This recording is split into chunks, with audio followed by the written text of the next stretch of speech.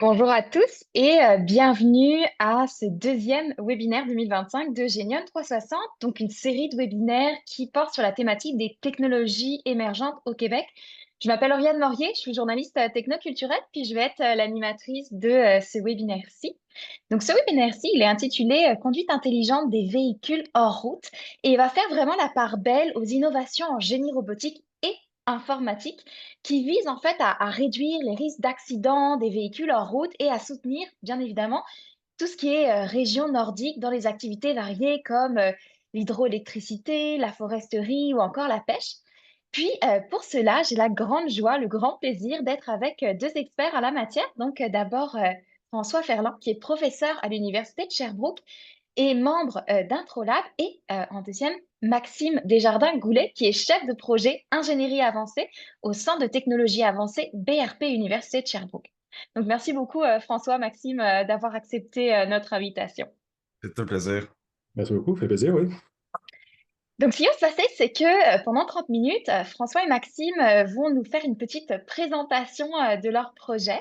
Cette présentation va ensuite être suivie de quelques questions que je vais leur poser pour amorcer, on va dire, les questions-réponses. Mais la majorité des questions vont être, bien sûr, demandées ou posées par vous, donc par le public. Et on va y consacrer un bon 20 minutes. D'abord, je voudrais vous présenter un tout petit peu nos deux experts. Donc, je vais parler un petit peu de leur biographie, puis ensuite, je vais leur laisser céder la parole. François Ferland est professeur en génie robotique au département de génie électrique et informatique de l'Université de Sherbrooke depuis 2017. Il est membre d'Introlab à l'Institut interdisciplinaire pour l'innovation technologique et il est également co-directeur du programme en génie robotique de l'université. Il s'intéresse particulièrement aux interactions humain-machine, aux architectures logicielles pour les systèmes autonomes et distribués et à la perception pour les robots collaboratifs à la maison et au travail. Il a entrepris récemment une recherche sur l'aide à la conduite des véhicules en route et il est membre de l'Ordre des ingénieurs du Québec ainsi que détenteur d'un doctorat en génie électrique de l'Université de Sherbrooke. Donc voici pour François. Maxime Desjardins-Goulet, est actuellement donc chef de projet ingénierie avancée au Centre de technologie avancée BRP Université de Sherbrooke. Et en partenariat avec des équipes universitaires, il mène des projets de recherche collaborative pour développer des outils d'aide à la conduite et des plateformes de télécommunication, notamment pour les véhicules hors route intelligents, connectés et perceptifs. Il contribue à ces projets grâce à ses compétences en mécatronique, en conception de moteurs, en conception de produits mécaniques, en conception de systèmes de contrôle et en analyse structurale. Il est titulaire d'un baccalauréat en génie mécanique de l'Université de Sherbrooke. Donc, tout nous ramène à l'Université de Sherbrooke, j'ai l'impression aujourd'hui. Je vais donc maintenant vous céder la parole, François, Maxime, pour votre présentation. Je vous invite à partager votre écran. Merci beaucoup. Je fais Oui. ça. Est-ce que vous voyez mon écran? On voit Genium 361, véhicule en route intelligent et connecté. C'est parfait. C'est la première diapo. Donc, on avance peut-être rapidement. Donc, merci pour l'introduction, Oui. Oriane. Très, très belle introduction. Très rapidement, on va mettre le contexte pour la discussion qui est là. Donc, François et moi avons Oui. deux projets en parallèle, des projets assez majeurs, peut-être un peu au total 7 millions de dollars d'investissement de subventions pour être capable de piloter ces deux projets-là. Et probablement au total, quoi, François, une trentaine d'étudiants en ce moment gradués qui gravitent autour des projets ou Oui, qui ont oui, plus, gravi. oui, exact, 30, plus professionnels de recherche, jusqu'à 6 professeurs. On collabore aussi avec McGill et l'ETS sur certaines questions. Donc, oui, on est une belle équipe. Exact. Puis on a l'occasion donc de vous présenter aujourd'hui quelques éléments qui sont non confidentiels qu'on peut vous montrer de la recherche qu'on est en train de faire. Et peut-être, donc j'avance à la prochaine slide, à moins que François ait quelque chose à rajouter, j'avance à la prochaine slide là, Oui, oui, sur oui, on est good. les capacités de calcul. Exact. Donc oui, ben, tout ça s'inscrit, vous n'êtes pas sans savoir là, que les capacités de calcul informatique là, croient depuis la création des premiers microprocesseurs. Donc on résume là, souvent par la loi de Moore, là, qui suggérait, là, si je ne me trompe pas dans les métriques, là, mais d'un doublement de la densité de transistors à tous les 18 mois. Donc ça nous a suivis. Oui, il y a peut-être eu là, parfois des petits ralentissements, mais bon, les développements technologiques font que on réussit à reconquérir ça. Bref, la capacité augmente continuellement. Autant, on va dire, au millimètre carré par différentes techniques, mais aussi, de plus en plus, il y a une tendance à augmenter aussi les capacités.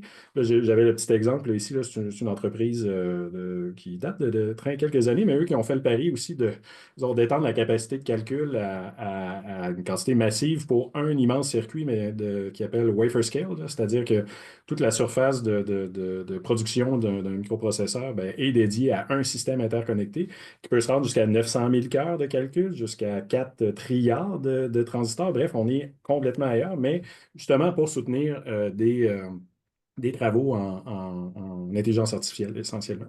Puis ben, ça nous mène à des capacités, entre autres, pour faire de la simulation multicore. Fait que je pense je peux donner la parole, Maxime, pour la suite. Qu'est-ce que ça veut dire pour des développeurs de Exact. véhicules? Non, non, exact, absolument. Je pense que c'est très bien dit, François. Ça nous permet d'avoir essentiellement des capacités de calcul qui nous permettent de faire de l'intelligence artificielle, mais qui permettent de faire de la simulation également. Exact. Puis la simulation devient super importante parce que finalement, quand on développe des choses aussi complexes que ce qu'on est en train d'essayer de faire, on n'a pas le choix d'avoir des outils de simulation pour venir les accompagner. Donc, sur la slide ici que je présente, ce qu'on montre, c'est qu'on a franchi quelque chose qui est intéressant relativement récemment, qui est la barrière du temps réel. La barrière du temps réel, c'est quoi? Ben, c'est la notion qu'on est capable maintenant de résoudre une seconde de simulation en moins d'une seconde. Donc, on parvient essentiellement à résoudre aussi rapidement que la vie résout aussi la physique autour de nous. Et ça nous permet de faire plein de choses, mais entre autres, ça nous permet de connecter nos simulations à d'autres outils, à d'autres logiciels, à des appareils hardware et tout ça. Mais aussi, ça nous permet d'interagir comme humains avec ces simulations-là en temps réel et d'avoir finalement une impression de ce qui est en train de se passer, puis d'avoir un bon ressenti de ce qui est en train de se passer. Ces simulations-là sont super avancées. Ces simulations-là vont comporter des ressorts, vont comporter du damping. Le damping peut être non linéaire. Il va y avoir des modèles de pneus. Les modèles de pneus peuvent avoir des centaines de paramètres. Les pneus peuvent avoir une souplesse et ils peuvent avoir une surface de contact qui peut être variable. Ils vont être capables de prédire une traction avec une très haute fidélité. Donc, c'est des modèles d'ingénierie. Donc, ce n'est pas des modèles là, de jeux vidéo, ça devient des engineering grade qu'on appelle ou scientific grade models. Et on est capable d'utiliser ces modèles-là après ça pour faire toutes sortes de choses. Donc, les fonctions véhicules recherchées sont de plus en plus complexes. Et ça, essentiellement, ça implique que le nombre de lignes de code dans les produits va aussi augmenter de façon exponentielle. Puis on le voit un peu partout, ça, mais les gens vont demander de la conduite autonome dans les voitures en 2025. Ils vont demander du traction control, de vehicle stability system. On veut avoir de la perception, on veut savoir c'est quoi la vitesse dans une zone avec les pancartes, une détection intelligente des pancartes. On veut avoir du level 1, level 2, level 3, donc d'autonomie. Il y a des véhicules maintenant qui se conduisent seuls. Donc, énormément d'intelligence embarquée est demandée par les consommateurs. Puis on le voit partout, on le voit dans nos téléphones cellulaires. Nos photos sont plus des photos, sont rendues des photos augmentées par l'intelligence artificielle. Mais on le voit également dans les produits récréatifs, on le voit dans les véhicules, on le voit dans tous les produits. L'exemple à gauche que je mettais dans la photo en bas, ben, c'est une Tesla là, qui a maintenant le Supervised Full Self-Driving que peut-être certains d'entre vous ont essayé. Mais même les balayeuses dans les maisons sont rendues avec des lidars et des capacités de détection des bas qui traînent sur le plancher, etc. Puis même chose pour les drones. Puis ce qui est intéressant, les deux exemples qui sont à droite, c'est que souvent on a l'impression que la robotique, ça va être quelque chose qui va être dispendieux puis qui va être finalement dans les modèles très haut de gamme qui ne sera pas nécessairement accessible. Par contre, ce qu'on réalise, c'est que le drone que je montre sur l'image qui est là doit coûter à peu près 400-500 $. Donc, c'est quand même très abordable comme technologie, malgré le fait que ce drone-là va avoir 6 moteurs électriques, va avoir 3 ou 4 caméras, va avoir un système GPS de très, très haute précision, puis etc. Donc, l'intelligence artificielle est requise pour ces fonctions-là qui sont recherchées, parce que quand on rajoute de la vision, de la perception, puis de l'intelligence comme ça embarquée, ben, les algorithmes conventionnels deviennent moins bons. Ils ne sont plus adéquats puis plus adaptés à être capables de traiter ce genre de données-là. Donc, il y a il y a un besoin d'utiliser le AI ou l'IA dans toutes ces choses-là. Et ben, ça, c'est un défi parce que ça demande finalement beaucoup de travail pour les développeurs au niveau du génie informatique, au niveau du génie électrique, au niveau du génie robotique. Et ce travail-là, ben, il faut trouver une façon pour le faire. Donc, qui dit fonction complexe dit développement complexe. Et une des questions qu'on a, c'est comment faire pour contrôler les temps de développement? Comment fait-on pour être capable de développer des choses dans ce contexte-là? Une des choses que je montre ici, par exemple, c'est un digital twin d'un véhicule qui est sur la Lune. Okay? C'est un exemple d'un véhicule qui serait capable de transporter des payloads sur la Lune pour bâtir une future piste lunaire. Et ce que je veux démontrer avec cette image-là, ça a été fait en collaboration avec MDA et l'Agence spatiale, puis ça a été fait au CTA. Mais ce qu'on veut juste démontrer avec cette vidéo-là, c'est que c'est possible maintenant de faire des simulations multiphysiques complexes dans des environnements avec des graphiques visuels impressionnants et de faire du XIL. Puis je vais expliquer un petit peu plus sur la prochaine slide qu'est-ce que le XIL est. Mais essentiellement, pour le développement logiciel, ça devient quelque chose d'un peu incontournable que de faire du XIL. Sur cette image-là, ici, je montre le même véhicule dans un contexte réel. Donc, ce qu'on voit, c'est que la simulation précédente était très, très similaire. Donc, c'est un bon digital twin. On est à peu près au même endroit. Le X and the Loop, le XIL, c'est quoi? Ben, il y a plusieurs choses qui rentrent là-dedans. Il y a le software in the loop, donc c'est la capacité de faire de la co-simulation avec un logiciel. Il y a le hardware in the loop, c'est la capacité de faire de la communication avec un module physique réel, avec notre simulation, et de tester le hardware physique, donc tester la composante matérielle. On peut également mettre un humain qui peut conduire un véhicule à ce moment-là, et on est capable de faire du driver in the loop également. À l'intérieur de ces simulations-là, on peut intégrer toutes sortes de choses. On peut intégrer des capteurs virtuels, on pourrait mettre des GPS, on peut mettre des centrales inertielles, on peut mettre des moteurs virtuels, on peut mettre des passerelles de communication réseau ou CAN. Donc, on est capable de partager de notre simulation avec un fil électrique sur un CAN network, un CAN bus, à un contrôleur. Qu'est-ce qui se passe dans notre simulation? Et d'ailleurs, c'est intéressant parce qu'aux yeux du contrôleur, c'est possible que le contrôleur ne perçoive pas qu'il est connecté à une simulation, qu'il reçoive la vitesse véhicule d'une simulation, qu'il la reçoive du vrai véhicule, c'est transparent pour le contrôleur. Donc, c'est un très, très bel outil pour être capable de venir développer ce genre de choses-là. On peut mettre aussi des capteurs virtuels, des caméras, des radars, des lidars, puis on peut mettre le logiciel de production puis venir le valider dans notre environnement de simulation et faire de la simulation éventuellement Sim2Real. Je reviendrai un peu plus tard dans la présentation sur le Sim2Real. Mais essentiellement, ce logiciel-là super complexe doit être validé. Et souvent, ben, c'est très compliqué à valider. C'est soit dangereux, ou même parfois, c'est carrément impossible. On ne peut pas aller sur la Lune avec un sixième de gravité, avec ces conditions-là d'éclairage. Très, très difficile à reproduire. Donc, le Digital Twin, finalement, nous donne probablement un meilleur environnement de test que ce qu'on est capable de reproduire sur Terre. La fidélité, même si elle n'est pas parfaite dans l'environnement simulé, va être meilleure que la fidélité de nous qui sortons dehors avec ce véhicule-là, puisque notre environnement à l'extérieur n'est absolument pas représentatif de l'endroit où on voudrait tester. À toi, François. Oui, donc là, ben, une fois qu'on a comment on pourrait dire, cet environnement de développement-là en simulation, puis des vrais véhicules, on a un beau terrain de jeu, mais qu'est-ce qu'on développe à partir de ça? Bien, là, c'est vrai qu'on va en parler comme sur deux aspects. D'un premier temps, le contrôle, dans le fond, les lois de commande, là, qu'est-ce qu'on peut développer, là, des plus simples traditionnels aux plus avancés. Fait que si on regarde, disons, le premier contrôleur qui est encore tout à fait d'actualité, un bon vieux classique, le PID, le proportionnel intégral de différentiel, qui est utilisé en automatisation, en industrialisation depuis vraiment beaucoup d'années, mais qui s'applique quand même encore très bien dans des cas comme d'assistance à la conduite pour du maintien de voie là, sur la route. Là. Donc, en gros, comment ça fonctionne? On a comme trois composantes. Là. Une composante proportionnelle d'un premier temps qui dit, par exemple, si on est trop à gauche par rapport à la ligne, ou en tout cas le centre de la voie, ben, on donne une commande dans le sens inverse sur le volant pour rapprocher, puis on additionne à ça des composantes dérivatives donc qui viennent, par exemple, amortir certains changements de haute vitesse, donc pour ne pas réagir de façon proportionnelle trop forte à des changements brusques, et la partie intégrale dans l'erreur qui est accumulée. Donc, si ça prend un certain billet de contrôle, on peut le contrôler comme ça. Donc, on a nos trois coefficients, comme je disais, c'est très simple, ça s'applique depuis des dizaines d'années. Et encore dans ce domaine-là, sauf que il y a des limitations évidemment à ça. Ça prend premièrement une consigne claire. C'est dans un domaine industriel où est-ce qu'on a des capteurs train-train très, très clair, dans un environnement contrôlé, qu'on a une consigne de garder un angle, ça fonctionne super bien. Mais d'un endroit, on le voit dans l'image ici, là, si on est carrément hors de la route, de toute façon, on ne pourra pas nécessairement avoir de consigne claire sur quelle voie suivre. Si vous avez ce genre d'aide à la conduite-là dans vos propres voitures, vous le voyez à chaque hiver, que aussi, la seconde qu'on a une moins bonne idée d'où sont les voies, le système nous aide beaucoup moins, ou il est carrément désactivé. Bref, on pourrait dire l'environnement dans lequel le système fonctionne vraiment bien demeure limité. L'autre problème aussi qui vient derrière ça, c'est qu'il n'y a aucune anticipation du comportement du véhicule. Donc, on est très réactif. Voici la consigne, voici ce que j'applique, on espère que ça fonctionne. Mais bon, ça a quand même fait du bon travail.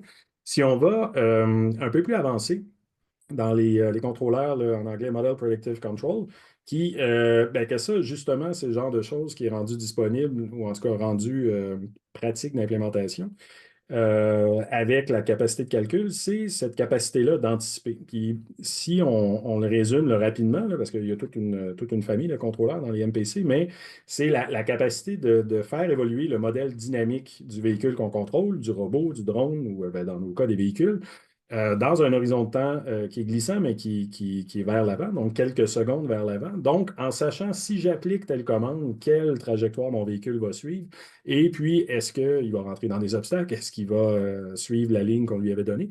Donc, on est capable de générer plusieurs variations de contrôle qu'on appliquerait. Donc, plutôt qu'avoir une seule loi de contrôle, un PID, on applique, puis de vérifier l'évolution de ça sur quelques secondes peut-être, selon la capacité de calcul, puis venir optimiser, résoudre des problèmes d'optimisation à multi-objectifs. Ce que je veux dire par là, c'est que maintenant, on n'a plus qu'une façon de mesurer si on est bien sur notre consigne, qui est par exemple l'erreur dans le cas du PID. On voulait être à 0 degré, on est à combien de degrés? Mais que là, on peut optimiser sur différents objectifs. Donc, ça peut être autant trouver le parcours le plus court que le parcours qui minimise la quantité d'énergie consommée. Par exemple, si on a une loi de commande simulée qui donne des accélérations trop franches, ben, c'est sûr qu'on va consommer plus d'énergie versus une qui, oui, est peut-être un peu plus longue, mais qui va maintenir, par exemple, l'autonomie en essence ou en batterie ou un véhicule électrique. Donc, on peut avoir ce genre de contrôle. Par contre, encore une fois, il y a toujours des limitations. Ou est-ce que ça prend quand même un modèle précis du véhicule? On en a parlé, on peut en simuler beaucoup, mais il reste que pour qu'on ait si on veut dire une anticipation du contrôle qui est juste, il faut avoir un modèle d'environnement autant que du véhicule qu'on contrôle. Et aussi, quand vient le temps d'optimiser, parce qu'essentiellement, ce qu'on fait quand on génère plusieurs trajectoires, il faut en choisir une à la fin.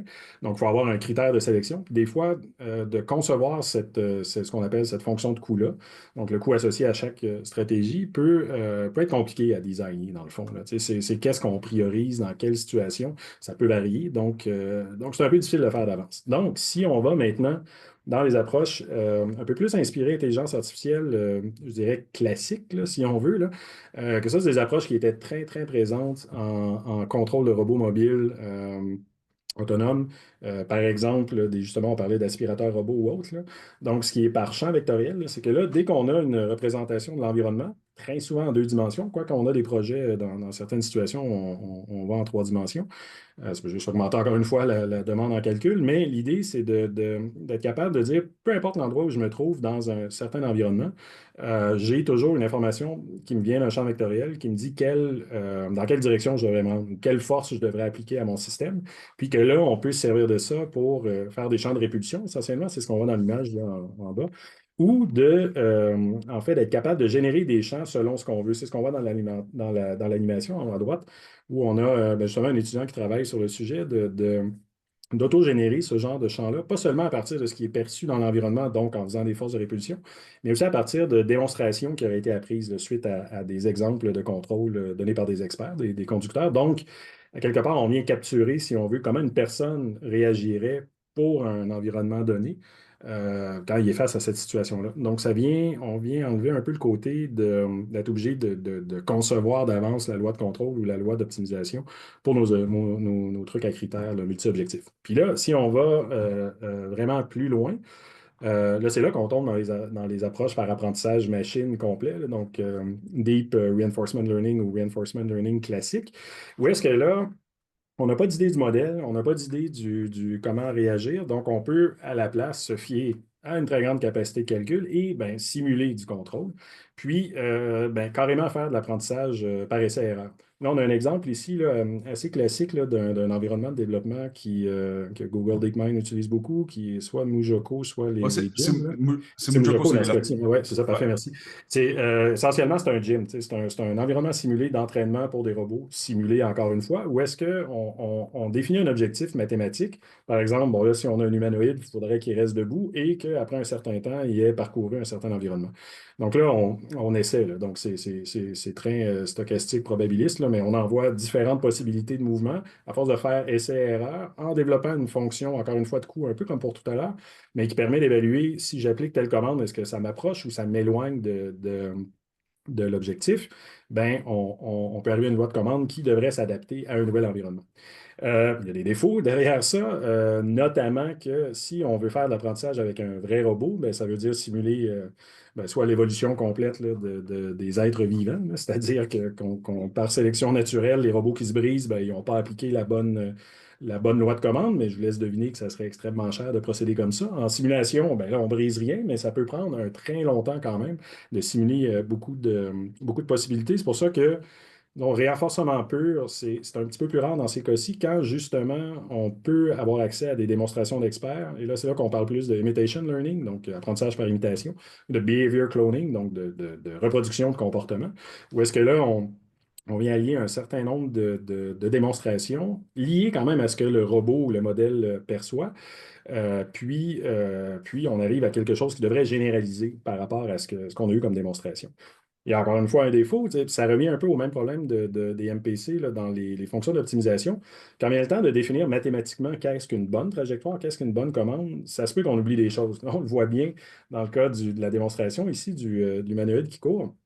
Oui, il avance, ça va bien, sauf que les bras sont n'importe comment. Tu sais. Il faudrait rajouter dans la fonction de coût une composante de ne pas avoir l'air fou. Tu sais. Mais encore là, Ouais, comment on le décrit mathématiquement?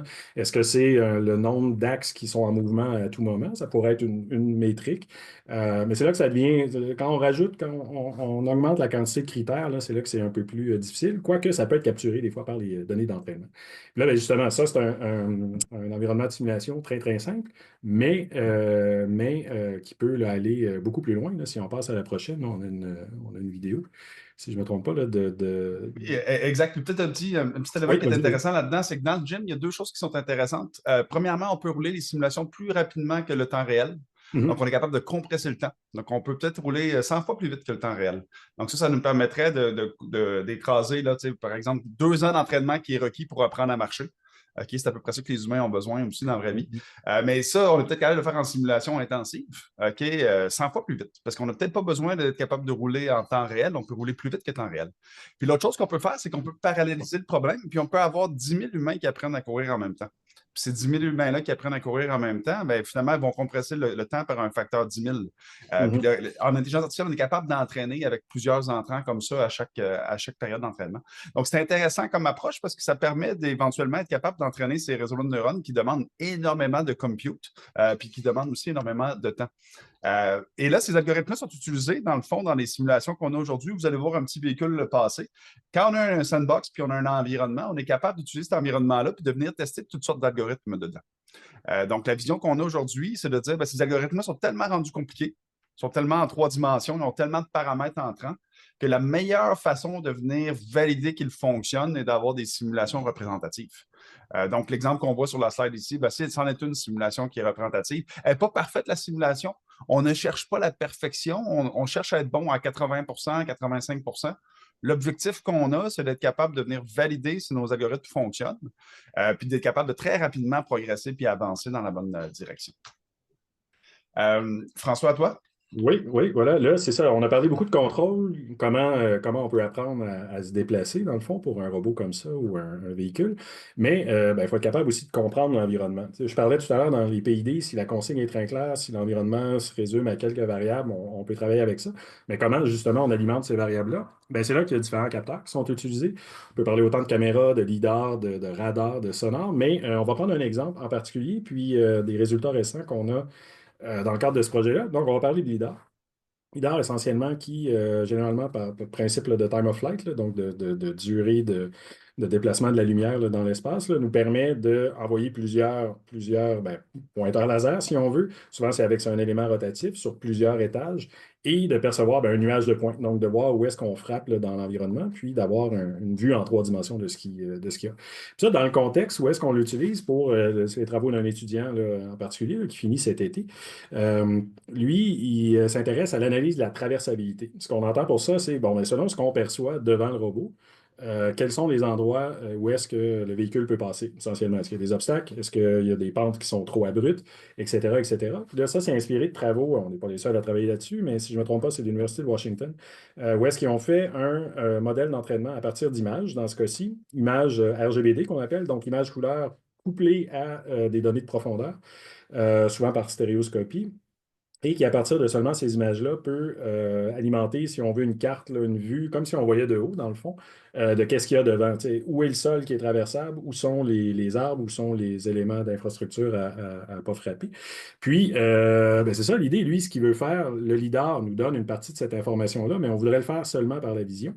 Donc, bon, on a développé une certaine méthodologie. Donc, le LIDAR vient intéressant parce qu'il nous donne une forme de données de référence, si on veut, parce qu'il y a une précision beaucoup plus grande que la stéréoscopie. Mais si on veut, bref, si on cherche à voir est-ce qu'on peut le transférer juste en vision. Donc, si on passe à la prochaine, on voit un peu les étapes là, par lesquelles le projet passe. Où est-ce que là, on a un setup sur un véhicule qui a été instrumenté au CTA avec justement un LIDAR plus une paire de caméras 4K. Ensuite de ça, on fait une fusion caméra LIDAR là, pour être capable d'avoir l'image qui est synchronisée avec les données. Que là, données LIDAR qu'on a là, on va le voir en animation, là, un peu qu'est-ce que ça donne. Ça, c'est autour de nos bureaux, en fait. Ce qu'on voit, là, si je ne me trompe pas, à gauche de l'écran, c'est le CTA, donc le Centre de Exact. technologie avancée. Puis à droite, c'est le 3IT, qui est un institut de recherche aussi où ben, notre laboratoire est. Donc, on a des étudiants et étudiantes là, qui travaillent là, dans les deux sites. Ça, c'est un des ronds-points justement à l'entrée du site du parc d'innovation à Sherbrooke, lié à l'Université de Sherbrooke, où il y a des panneaux solaires. Donc là, on voit un peu ce qui a été accumulé. Donc, les données LIDAR, elles rentrent. On réussit à refaire un modèle en 3 dimensions d'environnement complet, un peu à la Google Maps. Certains des algorithmes sont très similaires. Puis là, ben, on le voit bien, là, on voit des voitures, justement, on voit l'infrastructure. Ça, c'est avec quelques passages sur le véhicule dans le stationnement, rien de compliqué. Les algorithmes automatiques de correspondance de ces scans-là, là, qui revient un peu à faire un panorama comme si c'était plusieurs images. Autant à partir du mouvement que le véhicule a fait que de trouver les éléments de correspondance d'une image à l'autre, là, ou d'un nuage de points à l'autre. Et ce qu'on a en couleur, c'est l'élévation. Donc, il n'y a pas de signification particulière à ce moment-ci. Euh, mais si on continue, là, c'est ça. Ah, ben là, on a la vision là, vraiment de haut, là, nos deux centres. Là, ce qu'on peut faire à partir de ça, par contre, pour aider à l'entraînement, justement, de modèles qui peuvent déterminer qu'est-ce qui se trouve devant le véhicule, ben là, on peut régénérer les cartes de profondeur. Donc, du point de vue du véhicule, comme si c'était les caméras qui le voyaient pour la profondeur. Donc, là, ça, on a un ensemble de données qui peut se générer par ça. Et c'est là ensuite qu'on peut faire ce qu'on appelle de la segmentation essentiellement. Segmentation qu'on appelle sémantique. C'est-à-dire que là où on peut associer chaque point dans l'environnement à une catégorie. Donc, ça se fait beaucoup en imagerie aussi, là, donc être capable de détecter s'il y a une personne dans l'image ou autre, mais on le fait en 3 dimensions aussi. Et là, c'est là que, bon, il y a des ensembles de données qui existent pour nous assister là-dedans, mais il y a quand même une bonne partie de travail manuel, où est-ce que là, justement, ce qu'on voit à droite, là, c'est de la notation, là, comme on fait. Donc, on sélectionne les parties, on dit non, ça, c'est des arbres, ça, c'est du sol pour aider à entraîner, dans le fond, d'avoir une référence pour l'entraînement du modèle par la suite. Et qui, là, on commence à voir justement de la segmentation à gauche, puis on a des exemples concrets là, dans les prochaines diapos. Si on regarde là, celle-là ici, là, ben là, justement, le même environnement qui a été capté, mais là, maintenant segmenté.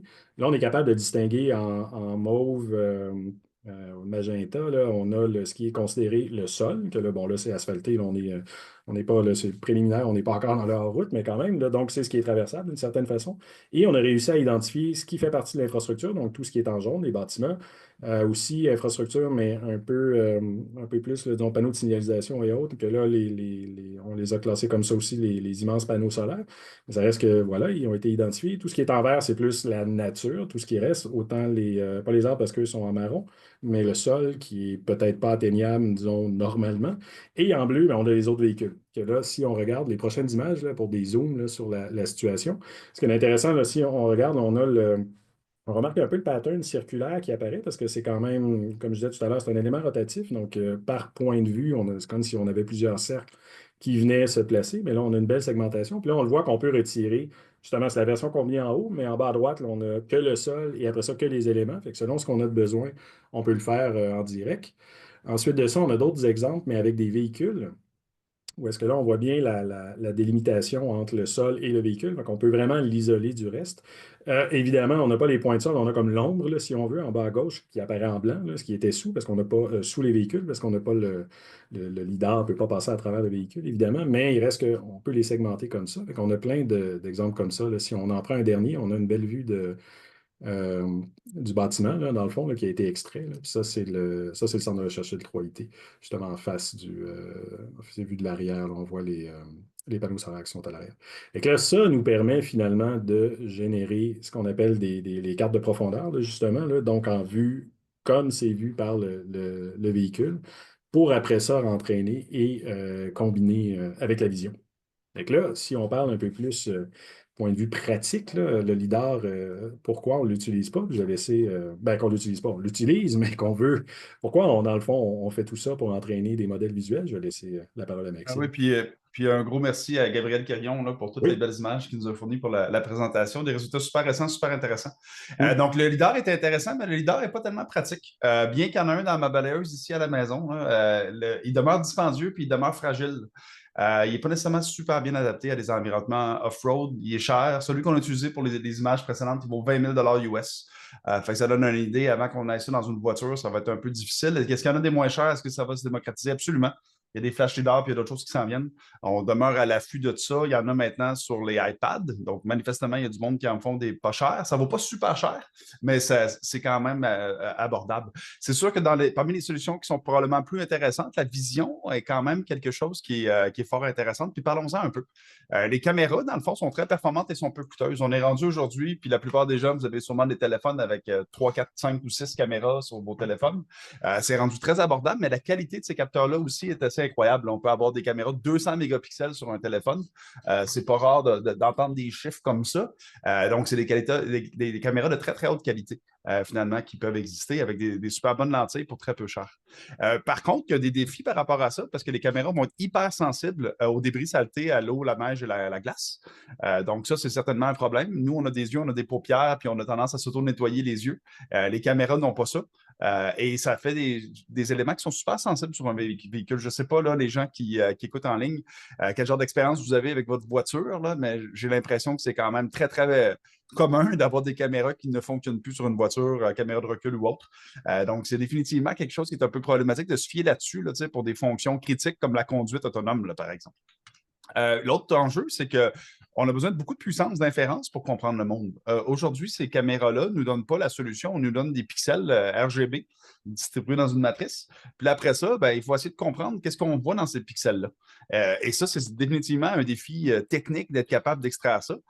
Mais heureusement, il y a eu énormément de progrès au niveau de l'intelligence artificielle depuis des papers comme AlexNet qui nous permettent d'avoir maintenant des réseaux de neurones convolutifs qui sont extrêmement performants pour faire ça.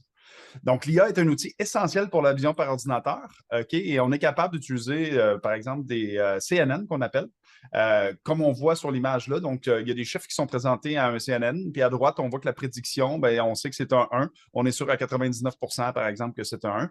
Basé sur l'arrangement de pixels et sa distribution, quand ça passe dans un réseau de neurones particulièrement compliqué avec beaucoup de couches et beaucoup de transformations. Donc, c'est loin d'être quelque chose qui est simple, la vision par ordinateur, mais c'est quelque chose qui est très puissant. Donc, aujourd'hui, c'est super intéressant. Et ça nous permet de faire plusieurs choses. À gauche, ça nous permet de segmenter comme on a commencé à faire tantôt avec le lidar. Mais si on a beaucoup de data d'entraînement, on est capable de segmenter simplement avec une image RGB. Et on est capable de reconnaître des choses. Tout le monde l'avait vu dans votre téléphone, vous l'avez vu sur Google Images aussi. On est maintenant capable de chercher quelque chose puis de trouver des éléments dans des images grâce au CNN. Il y a d'immenses jeux de données qui ont été montés là, où il y a des humains, des buildings, des bateaux, des vélos. Puis on est capable de reconnaître à peu près n'importe quelle sorte d'objet dans ces images-là. Donc, des outils super intéressants. Par contre, l'intelligence artificielle frappe rapidement un mur en limitation de données. Et ça, n'importe qui va commencer à utiliser une caméra pour faire de l'entraînement va rapidement réaliser qu'il y a des limitations. C'est toujours très, très difficile d'avoir suffisamment de données et c'est toujours très, très difficile d'avoir assez de diversité dans l'entraînement. Vous allez rencontrer dans la vraie vie là, des situations dans lesquelles vous allez avoir, par exemple, euh, une condition d'éclairage, un soleil à contre-jour, une situation où votre pare-brise va être sale, où vous allez avoir jamais vraiment été exposé à ces images-là auparavant. Donc ça, c'est définitivement problématique. Puis je pense que pour être capable d'expliquer aussi pourquoi ça prend autant de données, il faut passer par les AI Scaling Laws, puis rapidement expliquer aux gens qu'est-ce que sont ces lois-là. Ce qu'on voit ici sur le graphique, essentiellement, c'est la qualité d'un modèle. Donc, plus la ligne va descendre, plus la qualité du modèle va être bonne. Et essentiellement, ici, c'est le temps d'entraînement fois le nombre de machines d'entraînement qu'on a utilisées. Donc, c'est le compute qu'on prend. Et plus on prend des gros modèles, donc plus on augmente la grosseur de nos réseaux de neurones, ce qu'on réalise, c'est que ça prend plus de compute pour être capable de se rendre à un bon niveau de modèle, mais on réussit à avoir aussi de meilleurs résultats. Donc, ce qu'on voit, c'est que plus les réseaux de neurones sont gros, puis plus il y a de compute dans l'entraînement, mais plus les résultats des réseaux de neurones vont être bons. OK? Puis là, quand on rajoute des modèles de différentes tailles, on se retrouve avec un grand nombre de graphiques. Si on les met sur un graphique qui est logarithmique, on voit qu'il y a une espèce de mur qui apparaît où il n'y a aucun réseau de neurones qui est capable de franchir une espèce de frontière virtuelle. Et ça est observé dans tout le domaine de l'intelligence artificielle. Elle a un nom, on l'appelle le Compute Efficient Frontier. Puis aujourd'hui, les réseaux de neurones ne sont pas capables de la passer, cette frontière-là. Puis rapidement, sur la slide suivante, on vient de parler de la notion de compute. Donc, combien de temps on entraîne le modèle, puis la grosseur du modèle. Le nombre de paramètres du modèle est une autre frontière et la quantité de données est une autre frontière. Et à la fin, ces frontières-là vont coexister. C'est-à-dire que si j'essaie d'entraîner un très, très gros modèle avec très peu de données, ben, je vais être limité par ma frontière du nombre de données. Si j'essaie d'entraîner un tout petit modèle avec énormément de très, très bonnes données puis des données de super bonne qualité, ben, je vais être limité par mon nombre de paramètres puis par le compute, là, essentiellement, que je peux mettre dans ce modèle-là, je vais plafonner. Donc, ce qu'on est en train de dire, finalement, c'est que ça prend énormément de données en entrée pour le problème, puis ça prend des gros réseaux de neurones. Et ça, c'est un défi parce que souvent, en fait, ce qu'on réalise, c'est que c'est difficile d'aller ramasser toutes les conditions qu'on recherche. Donc, des conditions où on aurait, par exemple, le soleil à contre-jour, on aurait le soleil derrière, on aurait de la pluie, on aurait du brouillard, on aurait de la neige, on aurait de la glace, on aurait de la forêt, on aurait un milieu urbain, on aurait du désert. On n'a pas, malheureusement, à Sherbrooke, toutes ces conditions-là disponibles là, quand on veut aller les avoir. Donc, ça crée un défi technique important parce que faire de la vision, c'est difficile. Ils sont très chanceux dans l'industrie automobile parce qu'ils se sont partagés entre eux d'immenses jeux de données. Puis ces jeux de données-là qui se sont partagés ont beaucoup de valeur parce que finalement, les milieux urbains de ce monde sont similaires. Puis la conduite dans les milieux urbains, puis des autoroutes, puis des routes, ça finit par se ressembler un peu.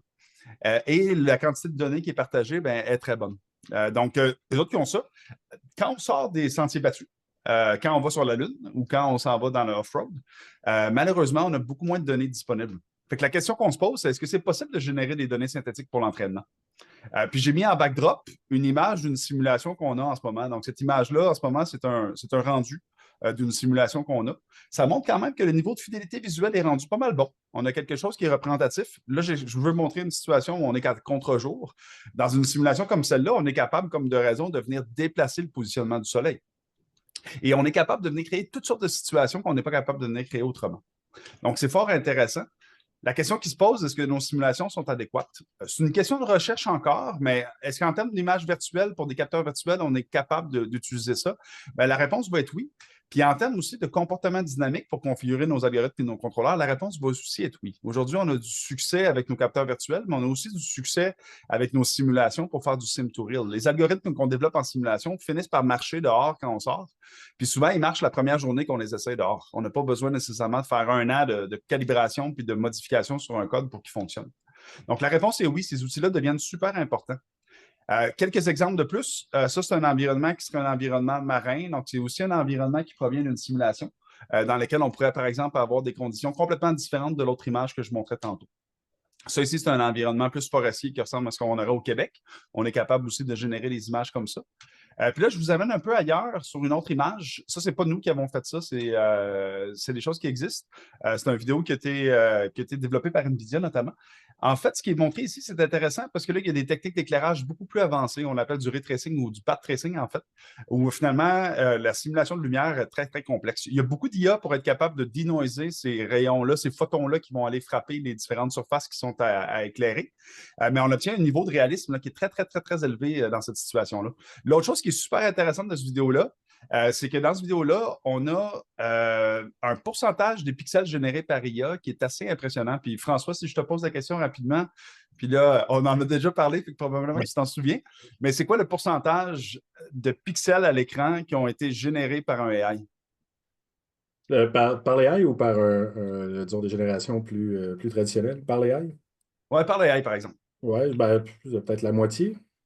Non, on est à 96 en ce moment dans l'image qu'il y a là des pixels qui sont générés par AI. Puis ce qui est impressionnant, c'est que cette tendance-là, elle augmente rapidement. Tu sais, aujourd'hui, il y a des frames synthétiques qui sont générés, puis il y a de l'upscaling qui est fait. Donc, le vrai travail, le vrai heavy lifting d'une carte graphique pour générer un visuel, ben, devient finalement une fraction de ce que c'était avant. Donc, la qualité de nos visuels va continuer d'augmenter. Donc, nos frames synthétiques virtuels vont s'améliorer également. Sur l'image suivante, je donne un autre exemple qui est fourni par NVIDIA, qui a été présenté à CES cette année. Et le pourcentage des pixels qui sont synthétiques dans ces images-là, c'est 100. C'est-à-dire que dans ce cas-ci, il n'y a aucun rendering classique. C'est 100 des images générées par intelligence artificielle avec quelque chose qui s'appelle Cosmos, qui est un nouveau système là, qui vient joindre la suite Omniverse puis Xaxim pour être capable de générer des images virtuelles. Donc ça va être des éléments qui deviennent super importants puis névralgiques pour être capable de développer du AI, surtout quand on sort du contexte mainstream puis qu'on s'en va dans des situations un peu plus niches, comme ce qu'on est en train de faire avec François dans le cadre de dans nos projets au CTA. Donc, on voit une accélération de notre capacité à générer des données puis à développer rapidement des digital twins. Puis la simulation, c'est une solution au problème du manque de données. Puis c'est une solution également au problème de la complexité des systèmes puis des logiciels qu'on essaie de développer. Donc aujourd'hui, on vient beaucoup s'appuyer là-dedans, puis c'est une thématique qui est forte dans le projet que j'ai avec François, puisque finalement, ben, sans ça, on ne semble pas être complètement capable on n'a pas nécessairement les moyens de nos ambitions. C'est-à-dire qu'on essaie de faire des choses qui requerraient une beaucoup plus grosse équipe, beaucoup plus de développeurs, puis beaucoup plus de véhicules disponibles, prototypes fournis aux gens qui travaillent sur les projets pour être capable de faire avancer les choses. Ce qui est intéressant de ce que je viens de montrer là, c'est qu'a priori, on peut le multiplier, c'est 100% scalable. On serait capable d'avoir techniquement 1000 personnes qui travaillent sur le même digital twin avec un turnover du temps d'acheter des machines puis de faire entrer ces gens-là. Tandis que quand on veut avoir accès à un nouveau prototype, ben là, à ce moment-là, ça veut dire qu'il faut fabriquer le nouveau prototype puis les coûts sont importants. Donc, il y a une espèce de notion de scalability aussi qui est super importante en termes de développement. Je ne sais pas, il nous reste combien de temps, Oriane? Je ne sais pas si tu veux peut-être juste nous donner un cue. Oui, c'est ça. Bah, peut-être, est-ce que un 5 minutes supplémentaires, ça serait bon pour conclure? Ouais, ben, je pense qu'on peut essayer de faire peut-être un petit peu moins que ça même. Oui. Donc, peut-être un dernier point par rapport à l'inférence embarquée. L'inférence, une fois qu'on a entraîné un réseau de neurones, qu'on a fait le training, quand on utilise le réseau de neurones pour sortir des choses, on appelle ça l'inférence. Embarqué, ça veut dire que c'est une fois rendu dans le véhicule. Mais ça demeure coûteux. Puis, dans le fond, c'est relativement difficile d'intégrer ça, des gros réseaux de neurones performants dans des applications qui ne doivent pas coûter cher. Mais heureusement, il y a des techniques d'optimisation qui sont requises. Et ça, c'est des champs qui sont complètement en développement puis qui avancent très, très vite. Mais il va y avoir des techniques là, comme par exemple la quantisation. On va essayer de dire qu'au lieu d'avoir des nombres dans nos modèles avec une très, très grande précision, comme 32 bits, ben on est peut-être capable d'avoir des int 8, donc qui prennent moins de place en termes de grosseur de nombres, puis qui vont nous permettre d'être beaucoup plus efficaces. On voit aussi du pruning où on est capable de venir enlever des paramètres, puis des layers, puis des couches qui sont inutiles, puis qui valent pas, qui ne nous aident pas beaucoup dans notre efficacité. Puis il y a également une notion de knowledge distillation où on est capable peut-être de prendre un grand modèle puis d'en faire un meilleur petit. Puis ça, vous l'avez vu récemment avec les chats GPT de ce monde, là, quand il y a un O3 mini qui sort, ben, c'est une certaine forme de knowledge distillation où on est capable de prendre des gros modèles qui sont très, très bons, puis d'en faire des modèles qui sont plus petits, qui ne sont pas tout à fait aussi bons, mais qui sont beaucoup plus efficaces puis qui coûtent beaucoup moins cher à rouler. Ça ferait le tour un peu. On avait une slide sur la connectivité, mais je pense qu'on peut peut-être arrêter là, Oriane, puisqu'on est, je pense qu'on est dans les temps. Oui, c'est parfait. Merci beaucoup, François. Merci beaucoup, Maxime. Non seulement votre présentation est absolument passionnante, mais il y a une belle générosité des informations que vous avez partagées, puis un bel équilibre entre à la fois la technicité puis l'accessibilité de vos explications. Donc, un grand, grand merci.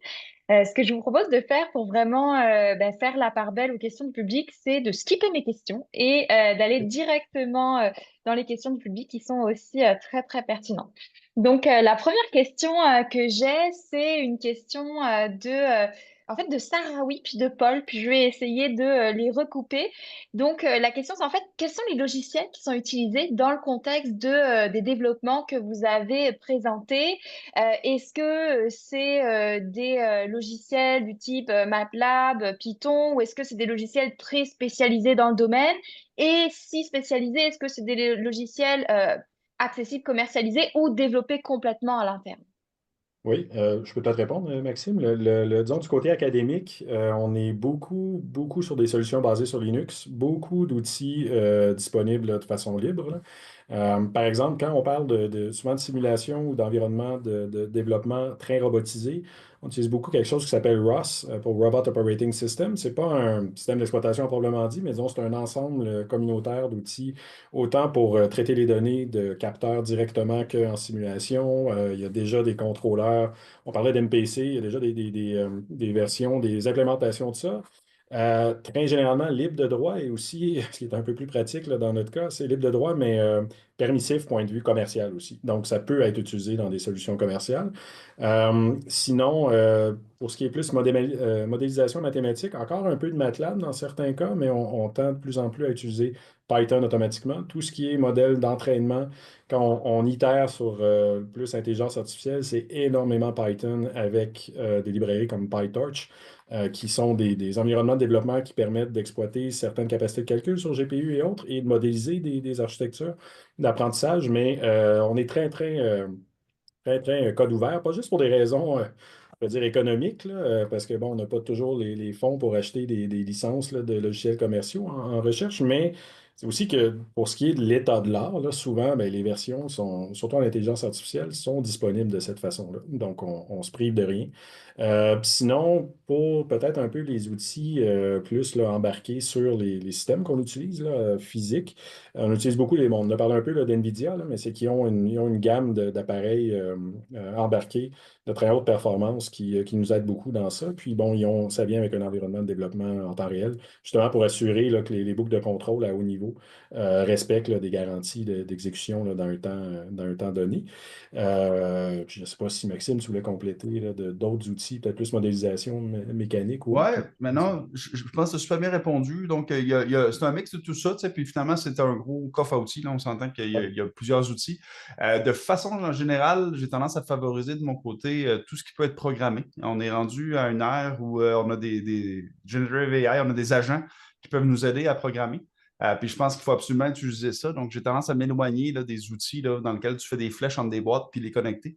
J'ai l'impression que MATLAB et Simulink sont en perte de vitesse par rapport à ça, puisque c'est des outils qui sont un peu archaïques, malheureusement, dans la façon de les monter, requiert beaucoup de clics. À part ça, ben, au niveau des simulations, ben, il y a plusieurs outils qui sont utilisés. Il y a encore beaucoup de simulations CTA qui se fait avec Altair Motion Solve, puis à toute la suite Altair. Mais on intègre de plus en plus Vortex, qui est un outil de real-time qui est disponible commercialement. C'est une compagnie de Montréal qui le fait d'ailleurs.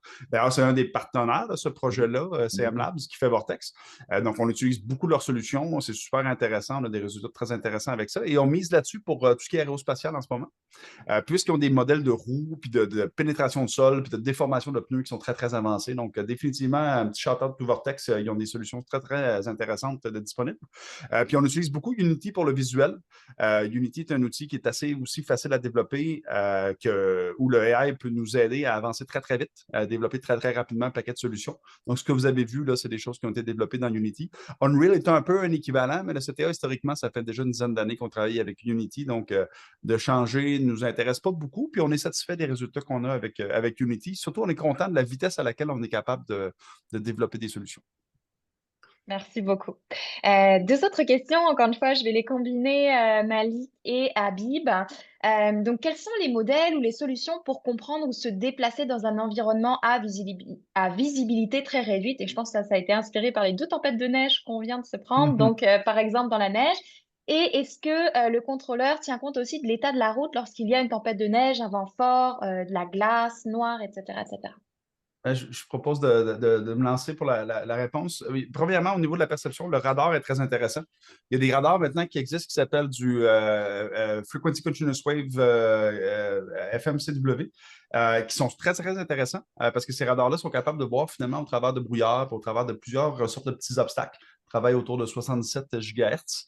On en utilise dans le cadre du projet, puis c'est des capteurs qui sont super intéressants pour ce genre d'application-là. Beaucoup plus robustes que des caméras ou de le lidar, parce qu'essentiellement, le radar est capable de voir quand même au travers de certains objets et certains débris, certaines gouttes d'eau, certains trucs comme ça. Donc, c'est quand même c'est fort intéressant. À part de ça, oui, définitivement, même au CTA, on a des brevets sur la détection du coefficient de friction au sol. On a des étudiants qui ont fait des doctorats là-dessus et c'est encore un sujet d'actualité. Donc, la compréhension de l'environnement puis l'estimation du coefficient de friction en temps réel, définitivement un sujet d'intérêt pour être capable d'adapter la conduite. Essentiellement, souvent, les véhicules ont une espèce de diagramme de traction. Puis quand on sort d'une enveloppe où on a de la traction, on tombe en mode glissement. Puis dans certaines situations, on ne veut pas faire ça. Donc, il faut comprendre finalement c'est quoi nos limites d'accélération longitudinale et latérale et combiner qu'on a le droit d'avoir. Donc, il faut constamment être en train de réévaluer ça. Le machine learning est très, très bon pour faire ça.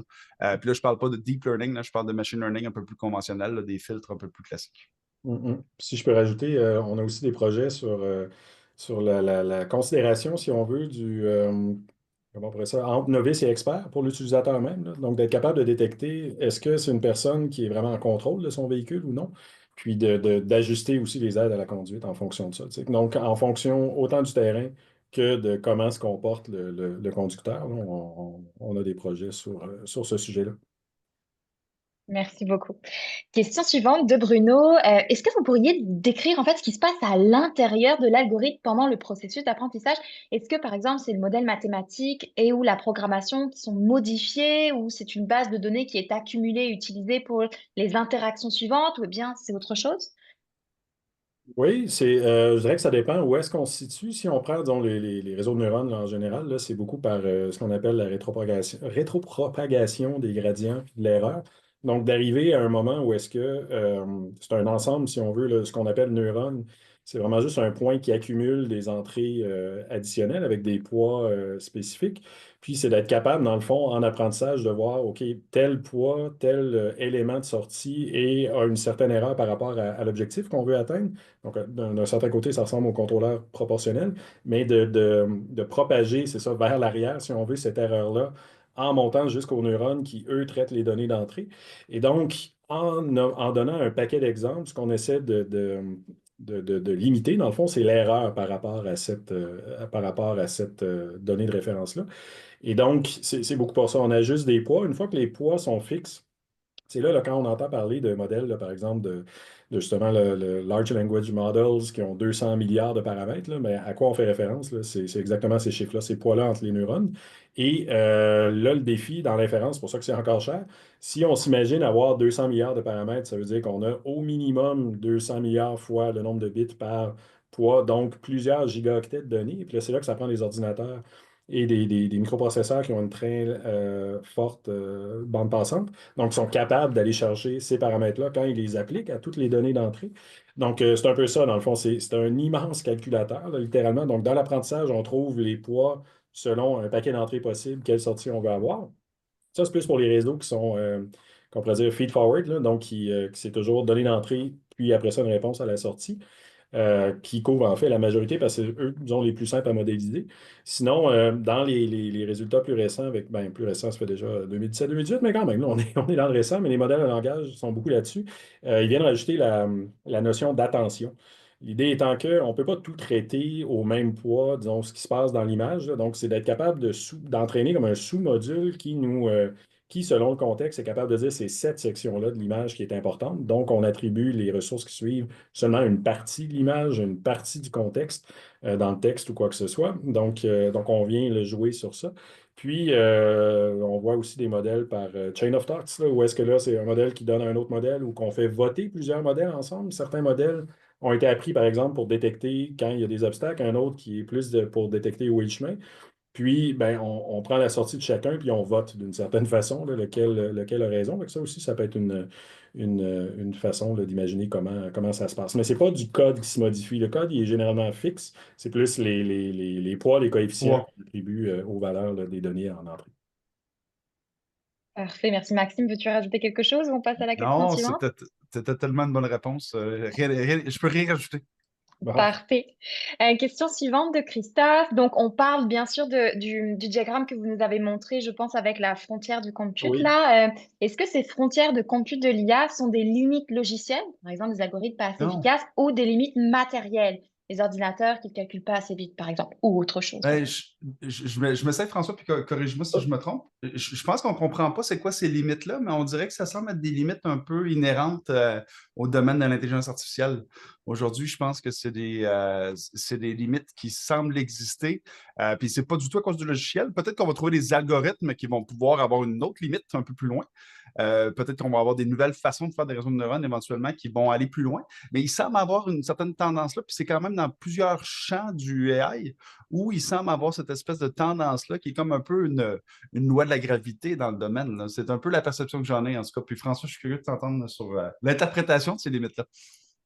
Oui, non, ben c'est pas mal ça, en fait, mais l'idée est là, tu sais, de voir que dans le cadre d'apprentissage qu'on a formé, ben voilà, on l'atteint. Tu sais, soit tu sais, chaque petit gain prend encore plus de données, fait qu'on frappe un mur, mais on le voit, là, il y a une réflexion, on peut le voir avec, c'était d'actualité il y a quelques semaines avec DeepSeek, là, que là, tout à coup, un modèle qui était potentiellement aussi performant que GPT 4.0, mais avec beaucoup moins de ressources, ben, c'est parce il y a eu, entre autres, une réflexion sur comment décomposer ce modèle-là, tu sais, comment traiter à chaque moment les différents éléments, parce que la base est similaire, c'est un réseau de transformation avec attention et tout, mais on a une équipe qui avait peut-être pas accès, en fait, n'avait pas accès littéralement aux mêmes ressources computationnelles. Donc, il a fallu qu'ils trouvent une façon d'apprendre et travailler plus efficacement.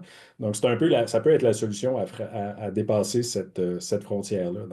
Donc, on laisse tomber la méthode de juste pelleter plus de charbon dans la chaudière pour que ça chauffe plus, là, mais OK, on reprend un pas de recul. Comment on fait l'apprentissage? Est-ce qu'on peut chaîner différents modèles? Donc, oui, il faut peut-être prendre un pas de recul et réfléchir à l'architecture qui change, là. Parfait. Une question de Martin. Est-ce que l'objectif final, en fait, des recherches, des projets que vous avez présentés, c'est d'avoir un logiciel finalisé qui serait installé sur chaque véhicule et indépendant des autres, ou bien est-ce que c'est prévu pour être en fait en réseau avec un serveur central qui partagerait une flotte commune? Ah, oui, ça, Euh, c'est vrai. Ouais, je ne sais pas si tu voulais répondre, Maxime, ou. Ouais, ben, en fait, je pense pas que c'est quelque chose qui est clair en ce moment ou qu'on peut divulguer des intentions là, de toutes les finalités qu'un tel projet pourrait avoir. Mais je pense que de façon générale, toutes ces solutions-là peuvent coexister. Donc, ce qui a été dit, c'est des bonnes idées. On pourrait effectivement avoir des véhicules qui partagent l'information intervéhicule avec la connectivité qui va exister, là. La connectivité intervéhicule est en train d'exploser. Les nouveaux releases de 3GPP, le release 17, permettent d'avoir énormément de connectivité intervéhicule avec très peu de latence, beaucoup de bandes passantes, puis 1 million de devices connectés par kilomètre carré. Fait que, on va voir des applications de Swarm puis de trucs Ouais. qui vont apparaître de façon définitive. Puis ça va être super intéressant dans un contexte là, de construction ou de mine où il y a plusieurs véhicules qui se coordonnent militairement ou même pour le search and rescue ou pour Mhm. le firefighting. Là, c'est très, très intéressant d'être capable d'interconnecter tes véhicules et de donner de l'information en temps réel. Mais je pense que définitivement, oui. C'est sûr qu'on augmente à chaque fois qu'on interconnecte plusieurs véhicules, on augmente la complexité. Donc là, ça devient éventuellement plus complexe et plus. Et c'est déjà un bon défi quand même de faire par exemple, du self-driving ou de la conduite autonome en route. Donc, c'est sûr que de faire plusieurs véhicules qui se partagent de l'information en temps réel, c'est un défi technique de taille quand même de bien le faire. Fait que je pense que au fil des 10-15 prochaines années, on va certainement avoir un paquet d'applications qui vont le faire. Ouais. Si vous voulez un exemple, là, c'est plus recherche, là, mais il y a eu un challenge du DARPA là, aux États-Unis il y a quelques années là, sur le Subterranean, c'était le DARPA Subterranean Challenge, où c'était exactement ça, tu sais, d'être capable d'opérer des robots dans des mines, par exemple, pour retrouver des gens perdus ou quoi que ce soit, avec ces contraintes-là. Là, ils ne pouvaient plus communiquer avec un serveur central qui faisait tout le travail. Puis il y a eu certains travaux, dont à l'Université Laval de François Pomerleau là, sur des algorithmes justement de cartographie, puis d'après ça, de pousser ça plus loin, d'être capable de partager cette information-là. Donc, puisque un robot voit de ses lidars est capable d'envoyer aux autres, réussir à construire une carte globale, puis après ça, se partager le travail de navigation essentiellement, là, de pas de le décentraliser. Parfait, merci. Donc, j'ai deux dernières questions. Le temps Oui. avance, le temps avance. Une question plus académique de Paul. Donc, quels sont les profils des étudiants gradués qui sont recherchés dans vos laboratoires, principalement avec des bonnes capacités de programmation? Je voudrais que dans les travaux qu'on vient de décrire là, oui, là, on cherche des programmeurs essentiellement, mais on a des gens avec des profils plus, par exemple, génie mécanique, là, où est-ce qu'on est plus dans la modélisation. Sinon, bon là, je vante un peu notre, notre programme à Sherbrooke, là, mais le génie robotique qu'on a depuis 2017 là, répond beaucoup à ça, là, où est-ce qu'on vient former des ingénieurs à résoudre, concevoir des systèmes robotiques. Là. Donc, c'est une formation qui inclut autant l'informatique que la modélisation et la conception mécanique. Donc, ça fait des profils qui, d'accord, ils programment peut-être pas autant que quelqu'un qui a fait 5 ans de programmation, dont n'est pas non plus un expert conception mécanique là, pointu, mais par contre, ça fait des experts systèmes là, qui ont vraiment une bonne compréhension autant des critères mécaniques, des contraintes mécaniques que des contraintes en programmation en informatique. Donc, ça fait des profils que nous, on aime beaucoup, puis on a un taux de placement maîtrise doc suivi de ces programmes-là là, très élevé là, comparé à d'autres programmes. Donc, on l'aime bien, notre programme, mais oui, on cherche assez large. C'est autant des gens avec un background purement informatique que purement mécanique. En fait, qu'on recherche surtout, c'est des gens intéressés par la recherche. Donc, d'aller pousser un peu plus loin leur formation. Donc, des bonnes bases en mathématiques, évidemment, là, mais vraiment d'être capable de s'attaquer à un problème, fouiller qu'est-ce qui existe. Bon, la curiosité derrière ça aussi, de proposer des solutions intéressantes. Donc, c'est le profil principal, je dirais, là, qu'on recherche. Parfait, merci beaucoup. Toute dernière question. De Guy, quelles applications commerciales voyez-vous en fait à vos recherches? Est-ce que vous visez un marché en particulier? Donc, ça peut être chantier de construction, service d'urgence, domaine critique. Ben, peut-être que je m'attaque sur ça là. Je pense que ça va être applicable à beaucoup de champs parce que finalement, il y a plusieurs applications qui doivent sortir des sentiers battus. Donc, que ce soit de l'industriel, que ce soit de la construction, que ce soit du minier, que ce soit du récréatif, je pense qu'il y a un paquet de domaines qui peuvent bénéficier de ce qu'on est en train de développer là. On sent quand même beaucoup d'intérêt de la part du gouvernement du Canada, de la Défense, qui font des appels à projets pour surveiller le Grand Nord. Puis on voit de plus en plus, donc, des applications au niveau de la construction, la sécurité peut possiblement être augmentée grâce à ces choses-là. Donc, définitivement, on va avoir un paquet d'applications transverses là, dans tous ces domaines-là qui vont coexister. Je m'attends à ce que ça devienne relativement commun d'avoir des véhicules perceptifs et connectés. C'est vers cette tendance-là qu'on s'en va. Donc, probablement que dans un horizon d'une décennie, on va avoir beaucoup d'applications. Excellent, merci beaucoup. Donc, écoutez, merci beaucoup d'avoir suivi ce deuxième webinaire 2025 sur la thématique technologie émergente au Québec. Je vous rappelle, il y avait quand même 687 inscrits et il y a plus de 510 personnes qui sont restées connectées tout au long de votre présentation. Donc, merci beaucoup François, merci beaucoup Maxime d'avoir partagé vos expertises. Ça a été, je pense, très, très apprécié. Merci beaucoup à tout le monde d'avoir été là. Oui, merci pour l'invitation. C'était très agréable. Puis je vous rappelle que le prochain webinaire de Génion 360 aura lieu le 12 mars sur l'heure du midi également. Il portera sur les technologies numériques pour le bâti. J'espère bien sûr que vous serez des nôtres, donc n'hésitez pas à vous inscrire. Merci encore à nos panélistes. Merci au public d'avoir été si nombreux. Puis je vous dis à bientôt. Merci. Merci. Au revoir. Merci. Au revoir.